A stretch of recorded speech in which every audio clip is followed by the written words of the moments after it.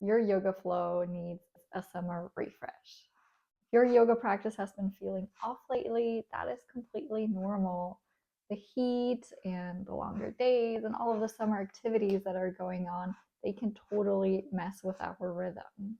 But having a consistent yoga practice does not have to look the same year round. It means letting your practice evolve with you. As the seasons change outside, so does your inner rhythm change, because we are part of nature. In this video, I'll share 4 simple ways that you can align your yoga practice with the season so it can serve you and feel more grounding, supportive again. By the way, if we haven't met yet, I'm Nadine. I am a yoga teacher and I've been practicing yoga myself for 11 years now. Welcome to our Yoga Nook. If you haven't checked in yet, you can do that over here in our Yoga Nook. We talk about yoga tools and creating a yoga practice that actually fits with your daily life. Okay, so my first tip is one that you might not want to hear, but it is to get up early to practice. During the summer, it's getting really hot during the day, so now is not the time to go to those midday lunch flows. As the day goes on, it only gets hotter and hotter. So get an early start and practice yoga in the morning when it's still cool and quiet. And you're also just more likely to actually do it then, right? The likelihood of making it to the mat just rises exponentially if you do it in the morning. And remember, you don't have to do like an hour-long practice, even just 10 minutes, 15 minutes, it all counts. Whatever can make the time for is amazing. And let's get a head start before fall starts. Let's use this time right now when it's still light out in the morning to get up early rather than staying up late. This is a reminder to myself as well. I need all these reminders. I'm right there with you. The second idea is to take your yoga practice outside. It's just so lovely to practice yoga out in nature.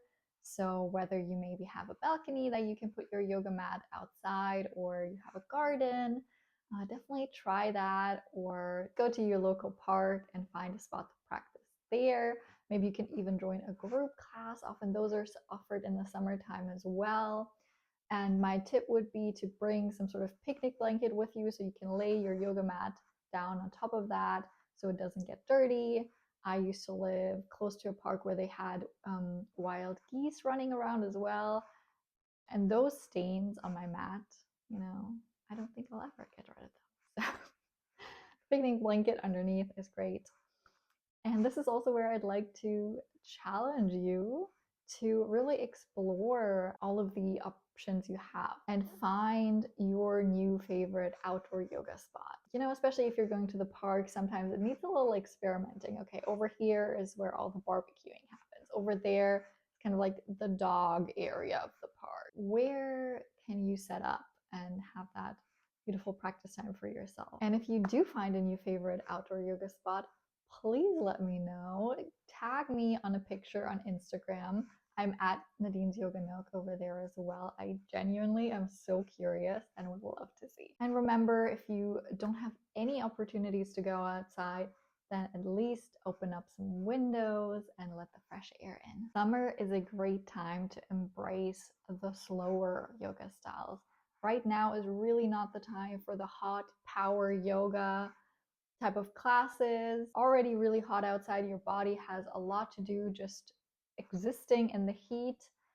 Also, you might just be doing lots of other physical activities already, like biking and hiking and swimming, and you're like, Nadine, I'm already doing all of these things, like I can't fit my yoga practice in. No, this is a time that you can really use to dive deep into yin yoga, restorative yoga, or even make this like your summer of meditation.